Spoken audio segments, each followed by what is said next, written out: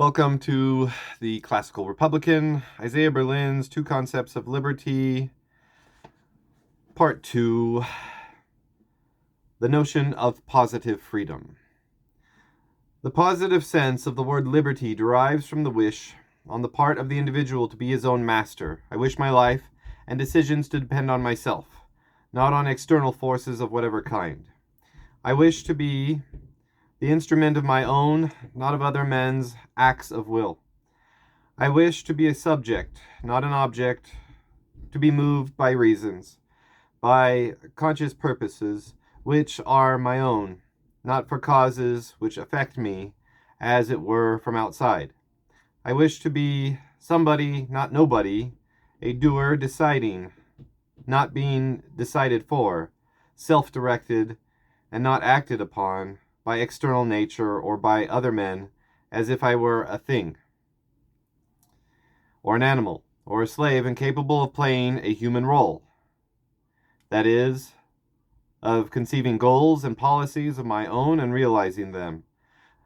This is at least part of what I mean when I say that I am rational, and that it is my reason that distinguishes me as a human being from the rest of the world.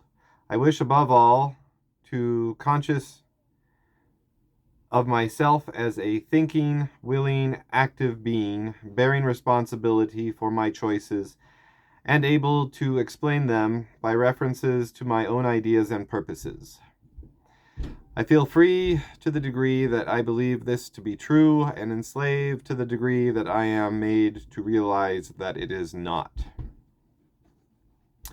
The freedom which consists of being one's own master, and the freedom which consists in not being prevented from choosing as I do by other men, may, on the face of it, seem concepts as at no great logical distance from each other, no more than negative and positive ways of saying much the same thing. Yet the positive and negative notions of freedom historically developed in divergent directions, not always by logically reputable steps, until in the end they came into direct conflict with each other. One way of making this clear is in terms of the independent momentum which the initially perhaps quite harmless metaphor of self-mastery acquired. I am my own master, I am slave to no man. But may I not, as Platonists or Hegelians tend to say, be a slave to nature, or to my own unbridled passions?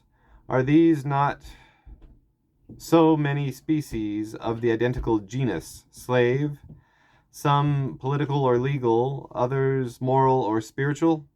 Have not men had the experience of liberating themselves from spiritual slavery or slavery to nature? And do they not, in the course of it,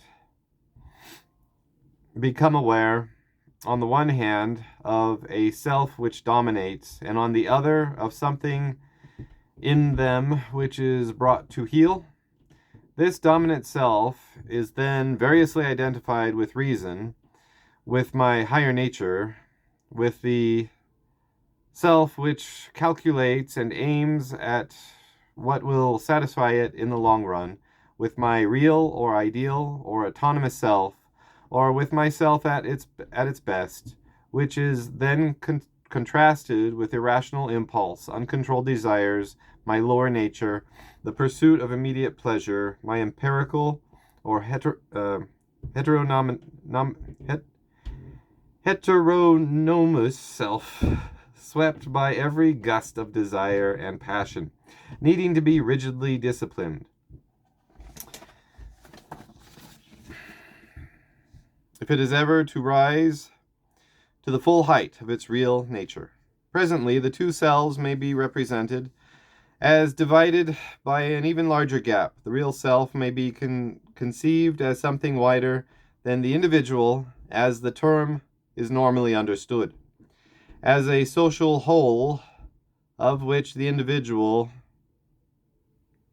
is an element of or aspect, a tribe, a race, a church, a state, the great society of the living and the dead and yet unborn. This entity is then identified as being the true self, which, by imposing its collective or organic single will upon its recalcitrant members, achieves its own and therefore their higher freedom. The perils of using organic metaphors to justify the coercion of some men by others in order to raise them to a higher level of freedom shall often been pointed out. But what gives such plausibility as it has to this kind of language is that we recognize that it is possible and at times justifiable to coerce men in the name of some goal, let us say justice or public health, which they would, if they were more enlightened, themselves pursue, but do not because they are blind or ignorant or corrupt. This renders it easy for me to conceive of myself as coercing others for their own sake, in their, not my interest. I am then claiming that I know what they truly need better than they know it themselves.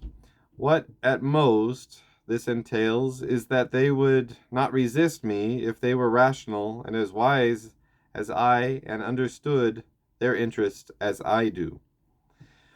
But I may go on to claim a good deal more than this. I may declare that they are actually aiming at what in their benighted state they consciously resist, because there exists within them an occult entity, their latent rational will, or their true purpose, and that this entity, although it is belied by all that they overtly feel and do and say, is their real self, of which the poor empirical self in space and time may know nothing or little, and that this inner spirit is the only self that deserves to have its wishes taken into account. Once I take this view, I am in a position to ignore the actual wishes of men or societies, to bully, oppress, torture them in the name and on behalf of their real selves, in the secure knowledge that whatever is the true goal of man, happiness, performance of duty, wisdom, a just society, self-fulfillment, must be identical with his freedom, the free choice of his true, albeit often submerged and inarticulate self. This paradox has been often exposed. It is one thing to say that I know what is good for X, while he himself does not, and even to ignore his wishes for it and his sake, and a very different one to say that he has eo ipso chosen it, not indeed consciously, not as he seems in everyday life, but in his role as a rational self, which his empirical self may not know, the real self, which discerns the good and cannot help choosing it once it is revealed. This monstrous impersonation, which consists in equating that X would choose if he were something he is not, or at least not yet, which what X actually seeks and chooses, is at the heart of all political theories of self-realization. It is one thing to say that I may be coerced for my own good, which I am too blind to see. This may, on occasion, be for my benefit. Indeed, it may enlarge the scope of my liberty. It is another to say that if it is my good, then I am not being coerced, for I have willed it, whether I know this or not, and am free, or truly free, even while my poor earthly body and foolish mind bitterly reject it, and struggle against those who seek, however benevolently, to impose it with the greatest desperation. The magical transformation, or sleight of hand, for which William James so justly mocked the Hegelians, can no doubt be perpetuated just as easily with the negative concept of freedom, where the self that should not be interfered with is no longer the individual with his actual wishes and needs as they are normally conceived, but the real man within, identified with the pursuit of some ideal purpose not dreamed of by his empirical self.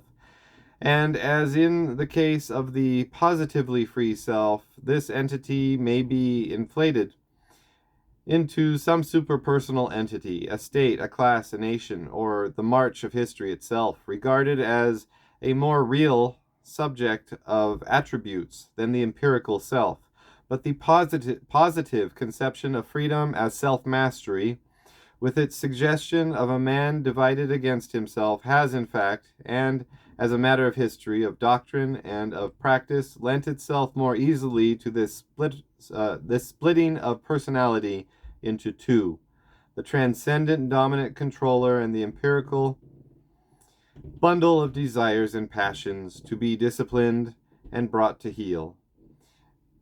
It is this historical fact that has been influential. This demonstrates, if demonstration of so obvious a truth is needed, that conceptions of freedom directly derive from views of what constitutes a self, a person, a man. Enough manipulation with the definition of man and freedom can be made to mean whatever the manipulator wishes. Recent history has made it only too clear that the issue is not merely academic. The consequences of distinguishing between two selves will become even clearer if one considers the two major forms which the desire to be self-directed, directed by one's true self, has historically taken. The first, that of self-abnegation in order to attain independence. The second, that of self-realization or total self-identification with a specific principle or ideal in order to attain the self-same end.